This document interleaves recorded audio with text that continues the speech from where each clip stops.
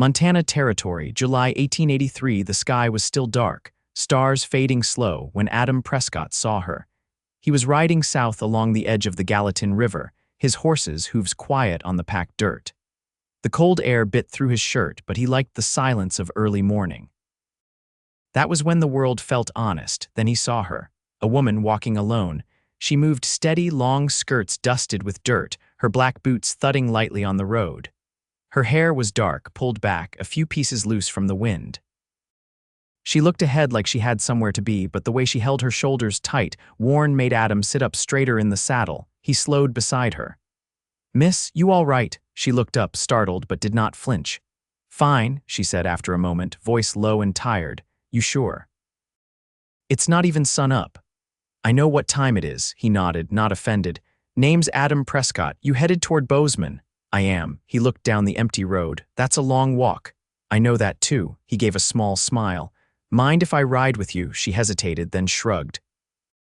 "Do what you want." So he did. They moved in silence for a while, him on his horse, her on foot. The sun started to rise behind the hills, casting long light across the sage and pine. Adam watched her from the corner of his eye. She was young, maybe 20, maybe older, but she carried herself like someone who had seen too much. After a while, she said, "You always follow strangers in the dark, only the ones walking alone." She looked up at him then. Her eyes were sharp, dark brown, and lined with exhaustion. "My name's Almina Zeller." He tipped his hat. "Good to meet you." She looked ahead again. "I do not need help." "Didn't say you did." They walked on. Her steps stayed steady, but the stiffness in her gait said she had already been walking for miles. Adam slowed his horse again. "You can ride if you want. He'll carry us both." "I will walk." Adam respected that. He let her be. They reached a bend in the road where the river widened. Cottonwoods rustled in the breeze. She stopped and leaned against one, breathing hard. Adam dismounted. "You running from something?" he asked gently. She looked at him. "No, I am walking away." He waited. "My husband died last winter," she said quietly. "Took the fever." She paused. "We had nothing left after. The ranch was not really ours. The man who held the deed came back and told me to leave. Your family, gone. I do not have anyone." She looked down at her hands. "Not anymore." Adam felt something twist in his chest, that worn edge to her voice. It was not just grief. It was someone who had been alone too long. "You walking all the way to Bozeman just to start over?" he asked. She nodded. He looked down the road, then back at her. "I have a place north of there. Small cattle spread. It's quiet. You could rest a few days. No strings." "I do not take charity. Was not offering any." He paused. "You can earn it. You cook." She blinked. "I can. Then I will trade room and board for cooking, just for a few days." She studied him. "Why are you doing this?" Adam met her eyes. "Because nobody should be alone before sunrise." For the first time, she smiled, small but real. "All right," she said. "Just a few days." He nodded. "All right." She let him help her up into the saddle behind him. Her hands were cold against his sides, but she held on firm. Adam kept the horse steady, watching the road ahead, but he could feel the warmth of her back pressed to his. He rode slow, not wanting to jostle her. She rested her cheek lightly against his shoulder as the sun came up full behind them. They reached his homestead by mid-morning. One cabin, a barn, a corral with 3 horses, and hills stretching behind them. It was not much, but it was his. He helped her down gently. She stood for a moment, looking at the place. "It is quiet," she said. "Yeah," she nodded. "That is good." Inside, the cabin was clean but sparse. She looked around, then turned to him. "Where do I sleep?" He pointed to the cot by the stove. "There, and you." "I will sleep outside." "You should not," he shrugged. "I have done it before." She looked at him for a long second, then said, "Fine." They settled into a rhythm over the next few days. She cooked simple meals, cornbread, beans, eggs when they had them. He worked the cattle, mended the fence, brought in wood. At night they sat by the fire and talked, sometimes not much, sometimes more than they meant to. He learned she was born in Missouri. She learned he grew up in Kansas, fought for the Union, then drifted west after the war. Neither of them asked for more than the other could give, but something settled between them, quiet, steady. On the 5th morning he woke to the smell of bread and her humming low by the stove. She turned when she saw him, brushing flour off her hands. "Good morning," she said. "Morning." Something about her looked different, lighter. "You sleep all right?" he asked. "I did." He stepped closer. You planning to leave today? She hesitated. I should. But she looked up at him. Her eyes were soft now, not so guarded. But I do not want to. He stepped closer slowly. Then stay, her voice barely above a whisper. Why? Because I have not looked away since I found you, she swallowed. That is a nice thing to say. It is not just a thing to say. She took a breath, lifted her hand, and touched the edge of his shirt. Her fingers rested there. I have not been held since he died.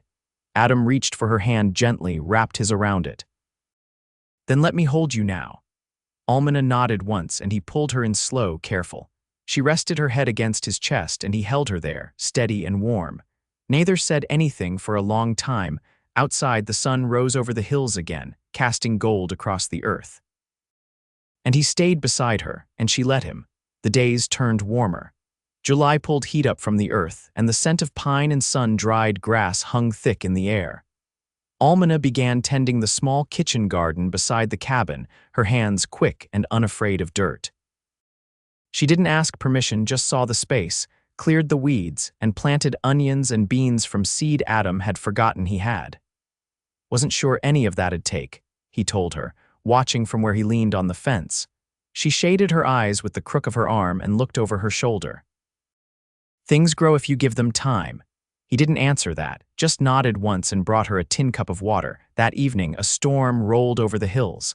The wind came first, lifting dust and rattling the shutters. Then the sky let loose. Rain pounded the roof in sheets. Adam brought the horses in from the corral and came back soaked, shirt clinging to his shoulders. Almina had already pulled the quilt from the cot and hung it near the stove to warm. You'll catch your death like that, she said, watching him peel off his wet coat. He gave a quiet laugh. I've been worse off, still. She stepped close and handed him a rough towel, eyes steady. He didn't move right away. You're not afraid of much, are you? He asked. I don't have the time to be. Later, she sat near the hearth, mending a tear in her skirt. The firelight caught the curve of her cheek. Adam sat across from her, oiling his saddle. You've got a way of looking at things, he said, not quite meaning to speak. She didn't glance up. What way is that? Like you already know how it ends. She set the needle down. I don't believe in endings like most people do. He waited. Nothing ever really finishes. Grief, love, even the quiet. It all just folds into what comes next. He leaned back in his chair. You always talk like that, only when someone's listening. He didn't look away. The storm passed by dawn. The field steamed with the scent of wet earth. A pair of mule deer picked their way through the trees near the north ridge, and a hawk circled above the barn. Almina stood on the porch with her hair braided back and the sleeves of her dress rolled past her elbows. Her eyes followed the hawk. Adam came up beside her. I'm riding into town today. Need to get salt and wire. You want anything? She hesitated. A hat. He looked at her, surprised. I've earned one, she said, eyes still on the sky. He smiled, slow and warm. That you have. The ride into Bozeman was quiet. He let her handle the reins while he sat beside her in the wagon bed. She didn't speak much, but when they passed a schoolhouse, she asked what it was. They opened it last spring.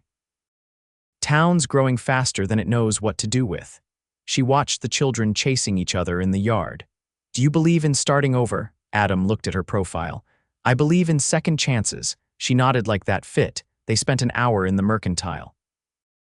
Adam bartered for goods while Almina studied the shelf of straw hats by the door. When she finally picked one, a plain thing with a frayed band, he said nothing, just paid for it with the rest. On the way out, she placed it on her head, adjusting the brim with both hands. Then she turned to him. I want to stay longer. He didn't speak right away. Not because I'm lost, she added, but because I'm not. Adam reached out and brushed a splinter off her sleeve. You're welcome as long as you want. They climbed back into the wagon. The sun dipped low behind the hills as they headed home, and wind stirred through the tall grass. She sat close beside him, hat tugged low. He looked over once, and her fingers brushed his lightly on the bench between them. He didn't pull away. That night they shelled beans together in the quiet. No words, just the soft clatter of pods against the bowl. When she stood to bank the fire, he rose too. She turned back, and he was there close. She didn't step back. He lifted a hand to her cheek, slow and sure.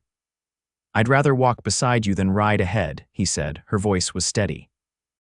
Then walk with me. And he did. By late August, the grass on the ridges had turned gold, and the creek behind the cabin ran lower, revealing smooth stones and twisted roots. The land was changing, readying itself for colder months, and so were they. Adam repaired the lean-to beside the barn that week, hammering in new slats of pine, while Almina gathered wild currants from the thicket near the western fence. She didn't ask what the extra space was for, but he saw her glance at it more than once, brow furrowed like she was measuring something only she could see. That evening, as the sky tarnished with dusk, she brought in the last of the laundry from the line. He was sitting on the porch, sharpening a drawknife against the whetstone. She stepped up beside him, folded linens in her arms. "Have you ever built anything from the ground up?" she asked. He paused his work. "You mean besides fences?" She nodded, watching the horizon. "Once," he said. "A sod house out near Dodge. Didn't hold through winter." She set the folded cloth down on the bench. "I was thinking about a root cellar, behind the cabin where the slope dips." He studied her face. "You planning to be here long enough to need one?" She didn't answer right away. "Then I'm not planning to leave." He looked down at the knife in his hands, then back up. "I'd help you dig it." "I know," she said. They sat quiet for a while. The crickets in the brush had begun their song, and the wind carried the scent of pine pitch and warm dust. After a moment, she turned toward the door. "I dried some of the currants," she said. "They'll keep through winter." He watched her walk inside, her steps sure, her back straight. The next morning, they began digging.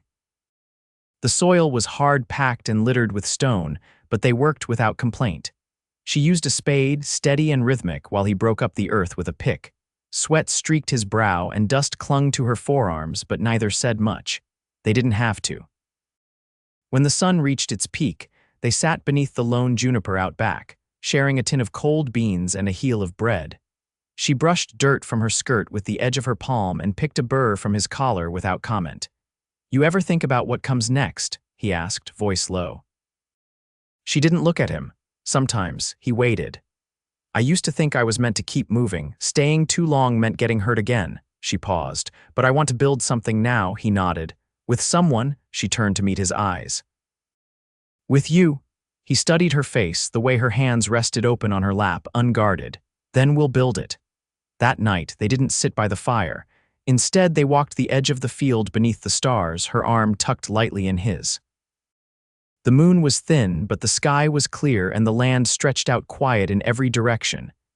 "Do you miss the places you've left?" she asked. He thought for a long time before answering. "Some of them, but not like I thought I would." "Why not?" He looked at her. "Because there's nothing behind me I need anymore." She stopped walking, and so did he. The silence between them wasn't empty. It held every word they hadn't said, and none of it needed filling. She reached for his hand. He took it, warm and firm in his own. They stood like that a while, the stars wheeling above them, the earth solid beneath their feet.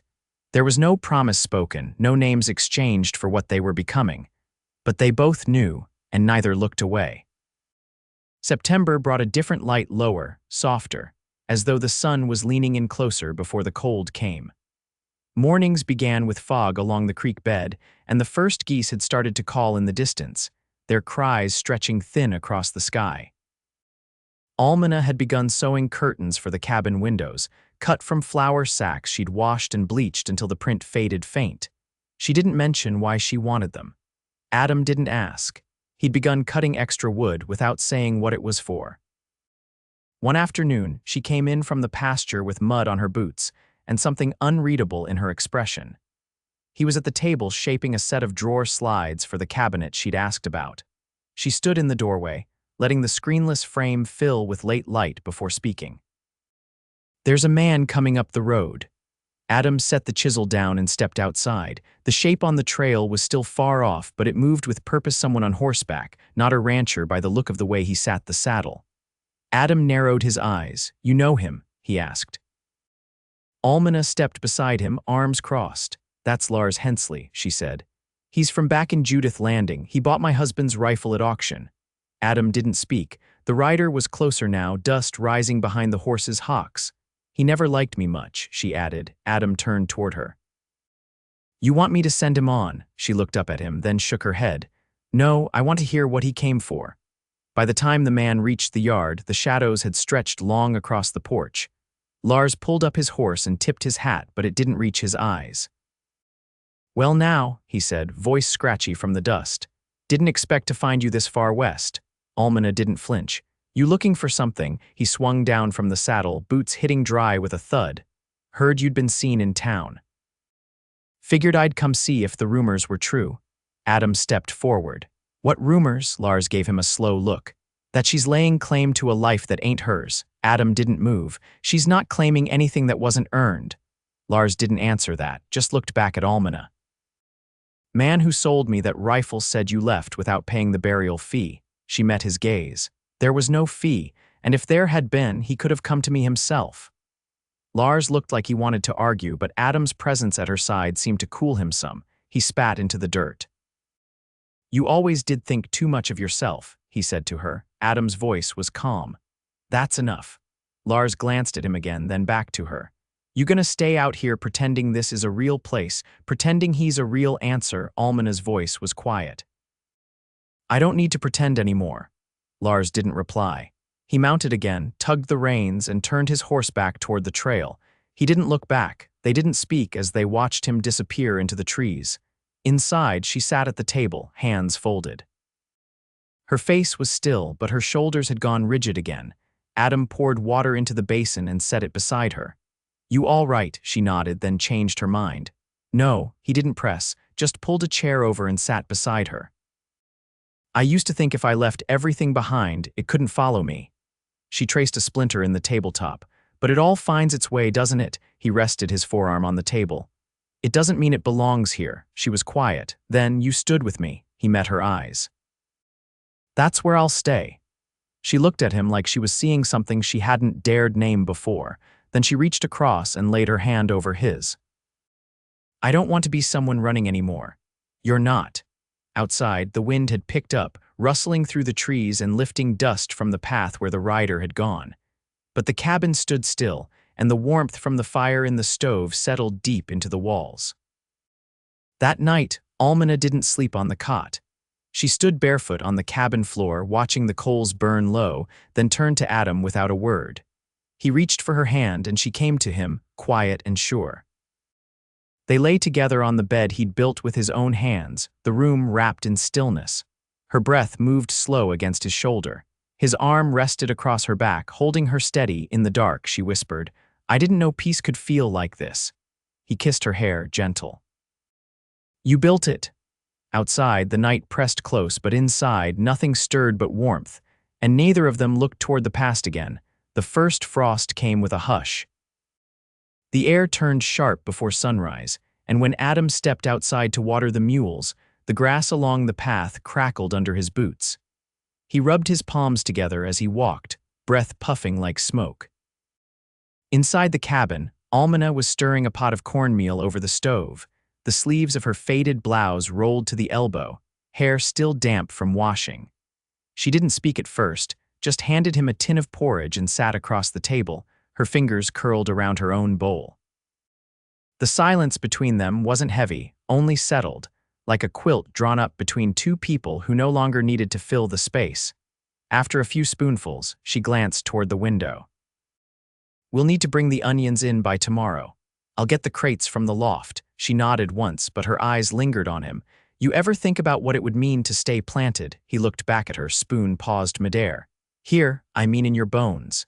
He set the spoon down. "I think I already am." She didn't smile, but her gaze softened. "There's a woman in town who's teaching letters to children. I thought I might offer to help. You'd be good at that." "I didn't ask if I'd be good. I asked myself if I wanted to. And I do." He reached across the table and touched her wrist. "Then that's what you should do." Later that afternoon, she rode into town alone, wearing the hat he'd bought her, the one she'd reshaped with steam and stitched her own band around. He watched her go from the porch, the mare's gait smooth beneath her, and something in his chest settled deeper than it had before. She came back just past sundown, cheeks red from the wind, a folded paper tucked inside her satchel. "They've got a ledger," she said, swinging down from the saddle. "Said I could come in 2 days a week, help copy lessons. You take it?" "I told them I'd start Monday." He stepped forward, took the reins from her and brushed his knuckles against the back of her hand. "Feels like we're building a whole life now." She looked down, then up at him. "I don't want to build it piece by piece anymore." "What do you want?" "All of it. At once. With you." He didn't answer with words, just took her face in his hands and kissed her like the world had stopped shifting. That night, they lit a lamp and sat at the table, the paper from her satchel spread before them. She read aloud the names of children on the school roll, some with no fathers, some whose mothers worked laundry to keep house.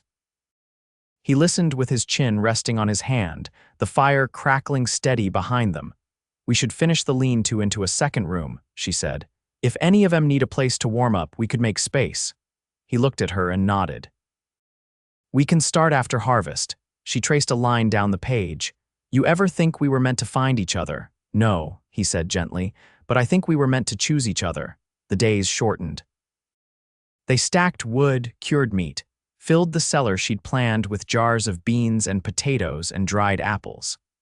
The lean-to was walled and floored with scrap pine, and she sewed a muslin curtain for the doorway. On the first Sunday of November, they rode into town together, stood in front of the circuit preacher and took each other's hands. There were no guests, no flowers, just the smell of stove smoke and the creak of floorboards beneath their boots. Afterward, they walked the long road home, one horse between them, her hand hooked in the crook of his elbow. "Feels like I've been turning toward this my whole life," she said. "I'll walk beside you every step of it." And he did. They built a life not out of grand plans, but out of the quiet repetition of days. He cleared brush and repaired tack. She taught reading and added herbs to the garden. Children sometimes came by for bread or a warm place to sit, and she let them. In the evenings, they sat near the fire, her feet tucked beneath her, his hand resting on the curve of her back. She hung curtains on every window, stitched with red thread at the corners. He carved her a wooden comb, which she kept beside the wash basin. A crate of books arrived one winter from a cousin of the schoolteacher, and she read them aloud to him on snow-heavy nights. They never spoke of what they'd lost again. Only of what they'd found, years past, slow as snowfall, steady as river stones. And through it all, they stayed a man who had wandered too long and a woman who had walked away from everything, only to find a home neither had known to ask for, together. Always.